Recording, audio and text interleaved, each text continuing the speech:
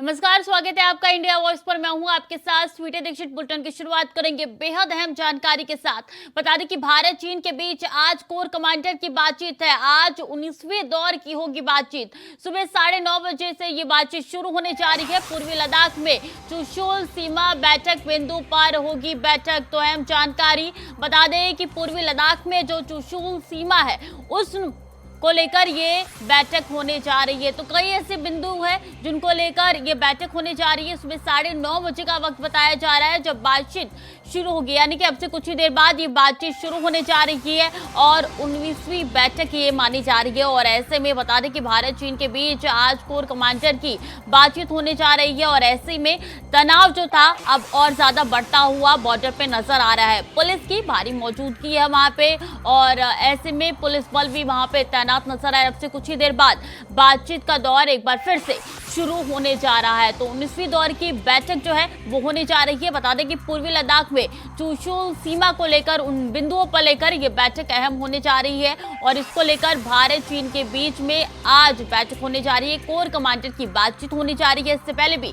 कई दौर की बातचीत हो चुकी है और इस बार 19वीं दौर की बातचीत होने जा रही है।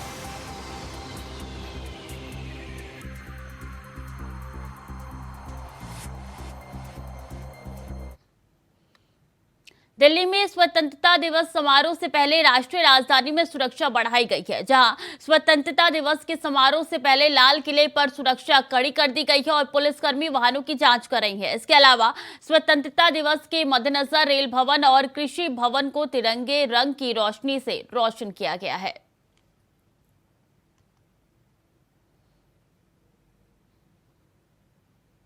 वही अहम जानकारी आ रही है कि विभाजन विभीषिका दिवस पर सीएम योगी ने ट्वीट किया है।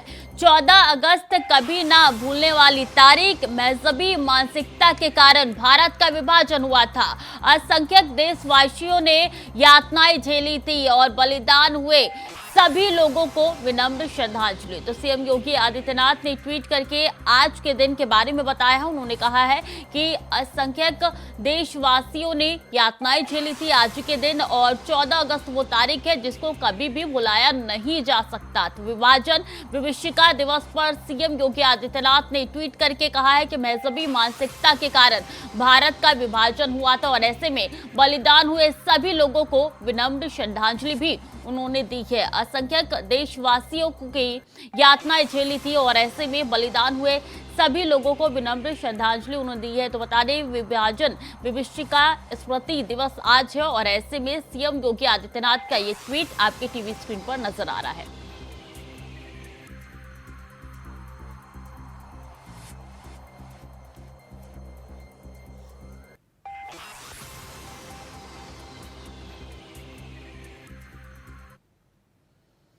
सीएम योगी आज श्रद्धांजलि सभा में होंगे शामिल। बता दें कि सभा का आयोजन इंदिरा गांधी प्रतिष्ठान में होगी और ऐसे में विभाजन विभीषिका स्मृति दिवस पर यह सभा होने जा रही है जिसमें सीएम योगी आदित्यनाथ शिरकत करने के लिए जाएंगे। दोपहर 3 बजे का वक्त बताया जा रहा है जब से ये श्रद्धांजलि सभा शुरू होने जा रही है और ऐसे में सभा का आयोजन इंदिरा गांधी प्रतिष्ठान में हुआ है। विभाजन विभीषिका स्मृति दिवस पर सभा का आयोजन किया गया है और ये श्रद्धांजलि सभा जो है आज के दिन रखी गई है जो कि दोपहर 3 बजे से शुरू होने जा रही है। तो सीएम योगी आदित्यनाथ इस कार्यक्रम में शामिल होने जा रहे हैं। बता दें कि सीएम योगी श्रद्धांजलि सभा में शिरकत करेंगे और इसी के साथ इंदिरा गांधी प्रतिष्ठान में इसका आयोजन किया गया है जो कि दोपहर 3 बजे से शुरू होने जा रही है। तो चूंकि आज 14 अगस्त है और आज का दिन विभाजन विभीषिका स्मृति दिवस है और इस अवसर पर श्रद्धांजलि सभा का आयोजन किया गया है जिसमें 3 बजे सीएम योगी आदित्यनाथ पहुंचेंगे शिरकत करने के लिए।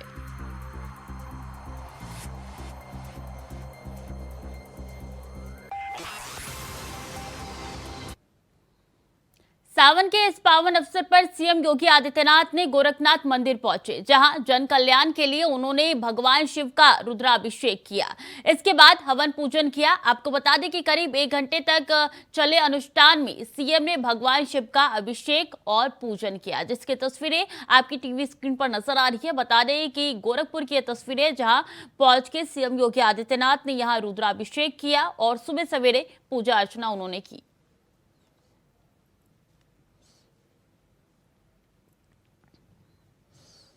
और इस बीच नूंह से जानकारी आ रही है जहां पे इंटरनेट सेवाएं बहाल कर दी गई है। हिंसा के बाद से जिले में बंद की गई थी इंटरनेट सेवा और ऐसे में तकरीबन 13 दिनों बाद एक बार फिर से शुरू हो चुकी है इंटरनेट सेवा। तो बता दें कि भारी हिंसा के बाद नूंह में इंटरनेट सेवा एसएमएस तक बंद कर दिए गए थे और ऐसे में ये जानकारी आ रही है कि एक बार फिर से यहाँ पे इंटरनेट सेवा बहाल कर दी गई है ताकि हिंसा और ज्यादा ना फैले और अफवाहें और ज्यादा लोगों के बीच में ना भेजी जाए, मैसेज ना भेजे जाए, फॉरवर्ड ना किए जाए कोई भी वीडियो या टेक्स्ट। इसलिए इंटरनेट सेवा बंद कर दिए गए थे। तकरीबन 13 दिनों बाद एक बार फिर से इंटरनेट सेवा बहाल कर दी गई है। तो नूंह में हिंसा हुई थी जिसके कारण इंटरनेट सेवा बाधित कर दिए गए थे और 13 दिन का वक्त गुजर चुका है जिसके बाद से इंटरनेट सेवा एक बार फिर से आम जन के लिए खोल दिए गए हैं। तो नूंह से ये जानकारी आ रही है जहां पे इंटरनेट सेवाएं बहाल कर दी गई है। हिंसा के बाद से जिले में बंद की गई थी इंटरनेट सेवा और ऐसे में एक बार फिर से 13 दिन बाद ये इंटरनेट सेवाएं बहाल कर दी गई है प्रशासन की ओर से।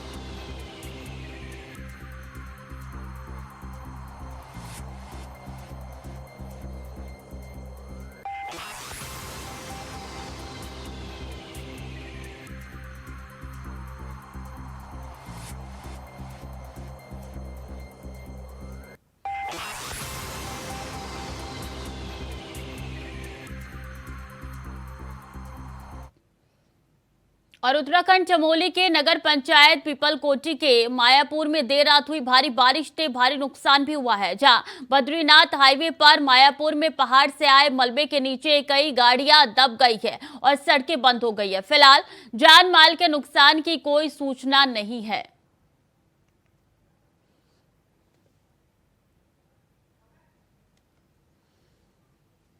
तो बता दें आवाजाही भी बंद हो चुकी है। तस्वीरें आप तक पहुंचा रहे हैं कि किस तरीके से मलबा ऊपर से नीचे आया है और जिसके कारण रास्ता बंद कर दिया गया है। यहाँ पे आवाजाही प्रभावित हुई है और ऐसे में ये तस्वीरें चमोली से निकल के सामने आ रही है। देखिए किस तरीके से ऊपर से नीचे मलबा आया जिसके कारण आने जाने का रास्ता बंद हो चुका है। लोगों को काफी परेशानी यहाँ पे झेलनी पड़ रही है।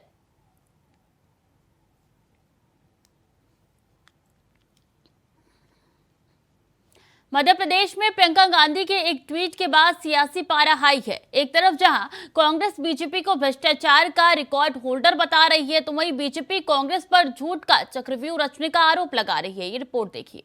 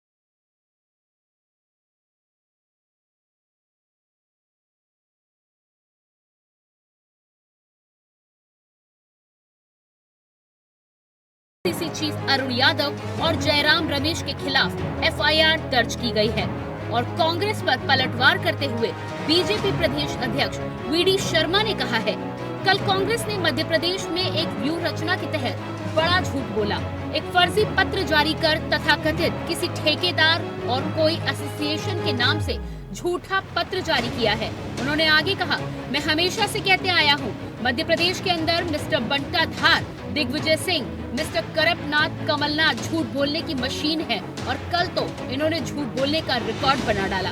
वीडी शर्मा ने कहा कि केंद्रीय नेतृत्व में चाहे प्रियंका हो या राहुल, झूठा ट्वीट कर इन्होंने कांग्रेस का वास्तविक चरित्र दिखाया है।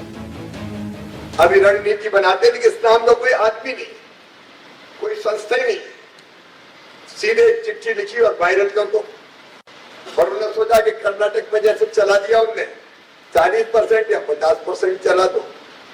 मित्रों, मैं ये इसलिए कह रहा हूं कि सोशल मीडिया पर इस तरह के भ्रम बड़े आसानी से फैलाए जाते हैं और एक को सफाई देने कौन जाए? ये नहीं तो आदमी नहीं है, ये साफ झूठ है, इसका कोई अस्तित्व नहीं है। लेकिन ये उनने रणनीति के तहत किया। एक चीज छोड़ दो, एक चिट्ठी को टाइप करो और सोशल मीडिया पर डाल दो, टैग कर दो, तो चर्चा तो चले जाएगी। बल्कि आप उनके खतरनाक इरादे देखिए।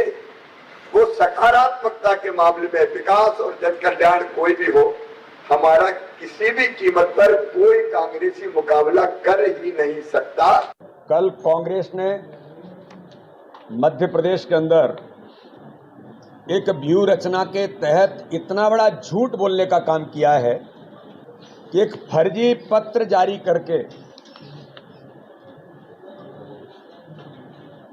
और इस पत्र के माध्यम से कांग्रेस के द्वारा ये बताने का प्रयास करना कि मध्य प्रदेश के अंदर एक तथाकथित किसी ठेकेदार के नाम से झूठा पत्र जारी किया, कोई एसोसिएशन के नाम से, और दुर्भाग्य इस बात का है कि इस झूठ को जो मैं हमेशा से कहते आया हूं कि मध्य प्रदेश के अंदर मिस्टर बंटाढार दिग्विजय सिंह और मिस्टर करप्टनाथ कमलनाथ ये मध्य प्रदेश के अंदर झूठ बोलने की मशीन है।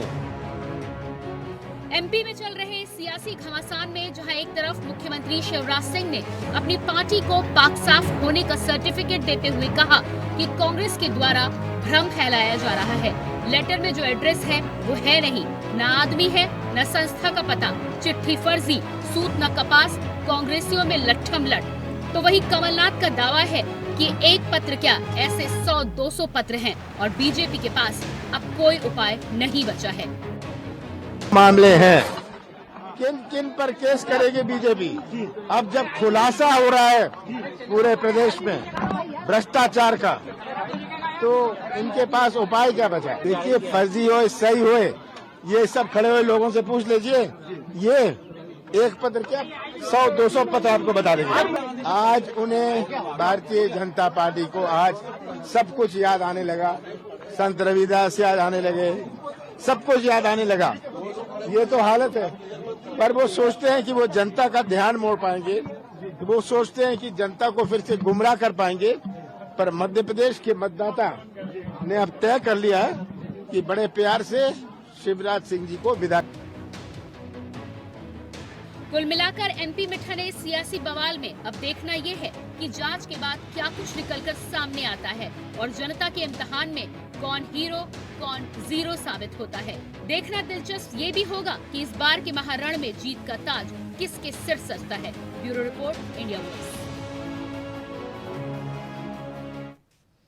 खबरों में आगे बढ़ेंगे। हिमाचल प्रदेश के सोलन के कंडाघाट उपमंडल के जादौन गांव में बादल फटा है, जहां 2 घर और एक गौशाला बह गए। तो वही बादल फटने की घटना के बाद 2 शव होने से मरने वालों की संख्या बढ़कर 7 हो गई है। जहां हिमाचल प्रदेश के मुख्यमंत्री सुखविंदर सिंह सुक्खू ने सोलन के जादौन गांव में बादल फटने से 7 लोगों की मौत पर शोक व्यक्त किया है। उन्होंने ट्वीट कर लिखा है कि हमने अधिकारियों को इस कठिन समय में प्रभावित परिवारों को हर संभव सहायता और समर्थन सुनिश्चित करने का निर्देश दिया है।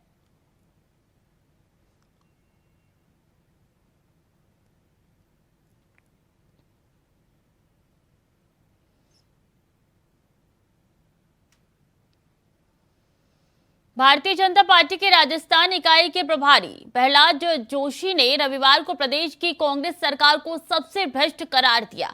उन्होंने आरोप लगाया कि मुख्यमंत्री अशोक गहलोत के नेतृत्व वाली सरकार के कार्यकाल में रोजाना नए घोटाले और बलात्कार के मामले सामने आ रहे हैं।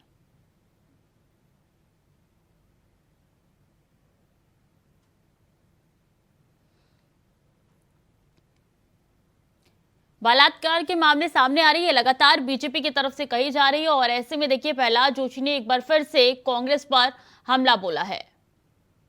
लोग राजस्थान की जो जनता है वो पूरा उनको समझ है कांग्रेस पार्टी क्या है, कांग्रेस पार्टी इस 5 वर्ष में क्या क्या, 4.5 वर्ष में क्या क्या किया है वो सब जानते हैं। अत्यंत बीजेपी अध्यक्ष जेपी नड्डा बंगाल के दौरे पर पहुंचे हैं, जहां एक कार्यक्रम को संबोधित करते हुए नड्डा ने ममता बनर्जी पर जोरदार हमला बोला।